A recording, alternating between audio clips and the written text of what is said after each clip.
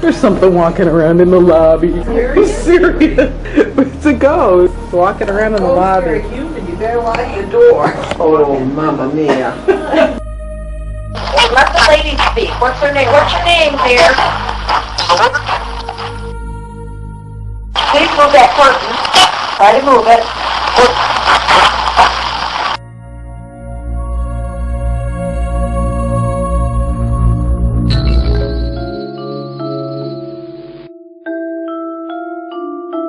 From Broadcast House in Florida, America's high-tech medium, it's Kenda Live. Now, here is the Duchess of Digital Spirit Communication, Kenda DeMorse. Hi. You know what I think I want to do now is listen to the interview that I did with Shar, the spiritualist. It is so interesting, and I want to get that in tonight. Bob, what do you think? Okay. Kenda, you caught me unawares. Oh, I did. All right, shame on me. Shame on me. Whatever you want. All right, cue her up there, Bob. We're fortunate to have with us a woman whom I have personally known for years. She is, in my opinion, one of the premier spiritualist mediums in the world today. Shar, welcome to the program. How are you? I'm doing great, and thank you for having me. I'm really pleased to be with you tonight, and thanks for the great introduction. Oh, well, my pleasure. I really appreciate how you interject the spiritual nature of psychic abilities. Oh, great. Well, let's just dig right in here. I've always suspected that psychic ability, spiritualist abilities are due to genetic attributes, that one is, for all intents and purposes, born a seer, quote unquote.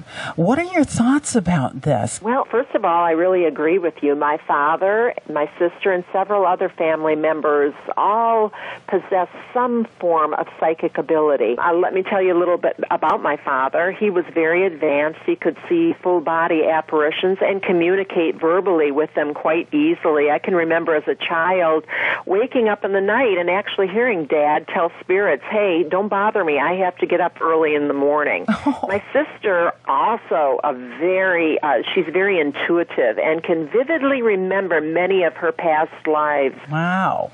So you, from the earliest memory, knew that you could see spirit? Yes, I was very young when I realized I could see, quote, people that, unquote, that other people could not see. I actually had no control over any given situation. They were in my home, public, you name it. Spirits were literally anywhere I went as a child. As a very young child, I didn't have the ability to communicate with them verbally. That came a little bit later when I was, I think, about 10 or 11. Oh, was it a case of them playing with you or did you feel like they were trying to communicate with you? Yes, I do believe they were trying to communicate with me. I could see them in my everyday interaction with them in school, at home. I would wake up at night and see 2 or 3 standing at the foot of my bed.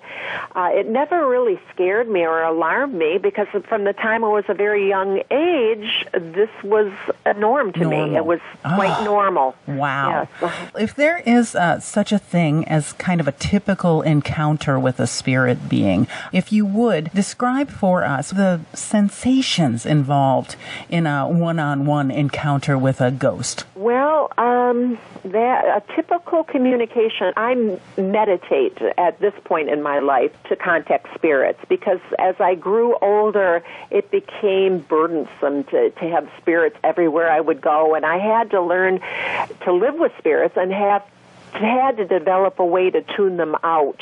I'll meditate. I speak with them via mental telepathy.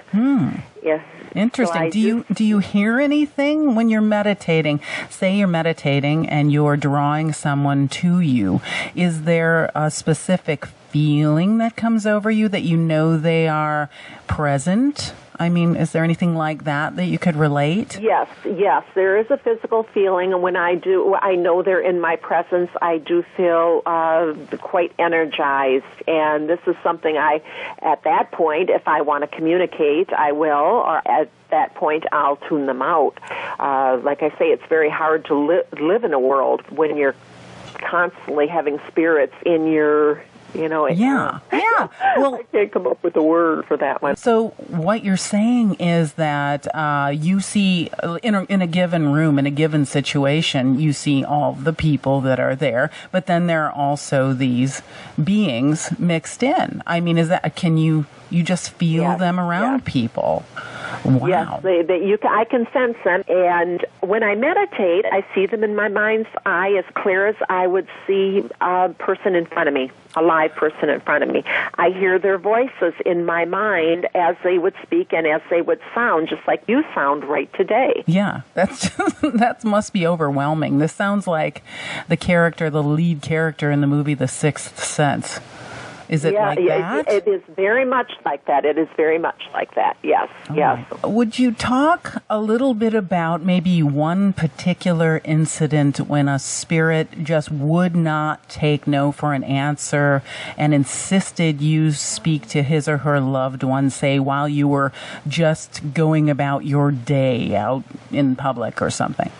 Well, one case does come to mind. I was shopping at a Lord & Taylor's, and just having a regular out there shopping and looking at some jewelry, and we were actually at a sale table. So over the table, an elderly woman was looking through the jewelry, and I noticed immediately she had a gentleman with her that I knew to be her husband. I mean, he communicated that he was her husband. He was determined to get a message across to her, and it's very hard, naturally, for me to just approach someone in a department store and say, you have a loved one with you that's passed away and he wants to pass on a message to you.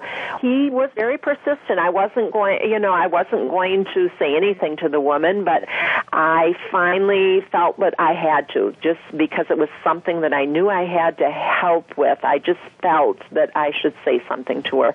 And I approached her and I says, you have a gentleman with you, and I believe he's your husband, that he had passed away. And she says, yes, my husband passed away about 1.5 years ago. And I says, he wants to give you a message and that to go on and live your life and be the woman you used to be. You used to laugh and have fun and care about seeing people, and now you seem to have lost that, and he wants you to go on and be the woman you were. And she, tears welled up in her eyes. She was just very pleased to receive the message that her husband wanted her to go on and live her life and be the personality that she used to be when they were together enjoying their life. And he was very, very determined to get that message across to her, and she was very pleased, and she hugged me, and that was a nice story. That was a very nice, story. Yeah, well, probably it would be difficult to know how someone will react to that. Yes, it is. Yeah, it's difficult to know. Even with a persistent spirit, I mean, the person may not accept it, and that is, I suppose, that's a risk that you take. But he would know her better than you. I gave her a bit of description of which helped. I gave her a bit of the description of what he looked like, and she immediately knew it was him. She knew it was him immediately by some of the things I said he had on, and his hairline, and his glasses, and his height. And it isn't easy to tell someone, hey, you have a spirit behind you that wants to give you a message. And much of the time I turn away. I don't approach. But he was very insistent, and I felt in my heart that it would really help to tell her. Wow, wonderful, wonderful. I'm going to shift gears here a little bit. I understand that spirits spirits exhibit a certain amount of precognitive awareness, future memory, if you will, that they can tell or show you about future events concerning the living. What do you think about that? I know a lot of people think that our lives are planned here, that we don't have free will. What are your thoughts on that? Precognitive awareness. This is a hard subject to really elaborate on.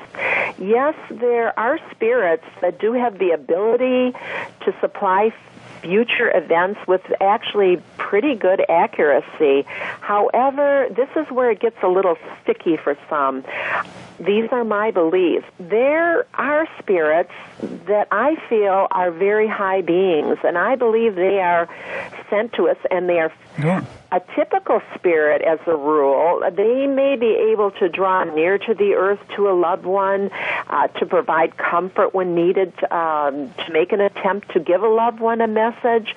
But as for earth events, I don't feel they are always set in stone, and I don't feel that most spirits do have precognitive awareness. Like I say, I believe these are special beings that would be able to predict future events. Yeah. Do you get any inkling of what is in store for humanity? Well, over the past, let's say, year, I have gotten many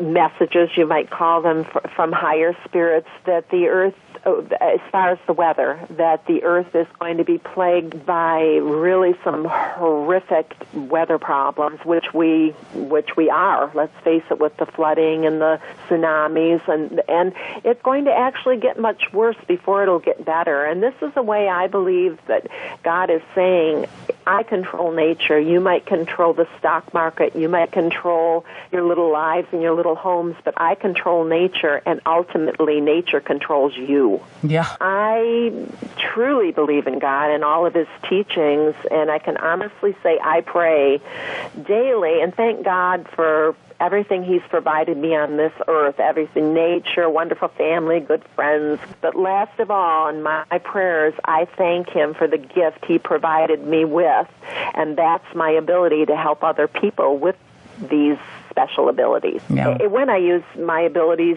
I carefully weigh out a situation, as I did with this lady in the store and her husband. I weigh it out, and if I really, truly think I can help in any given situation, I will step forward and help help a person. That's wonderful. In my eyes, it's all right with God. Yeah. In my own eyes, it is all right with God. Okay. Well, I wanted to ask, we have in the past combined our gifts. I've recorded while you sat in meditation. What did you think about that whole experience as one who has dealt with this on such a dramatic level your whole life? I know I found it to be extremely interesting. What did you think?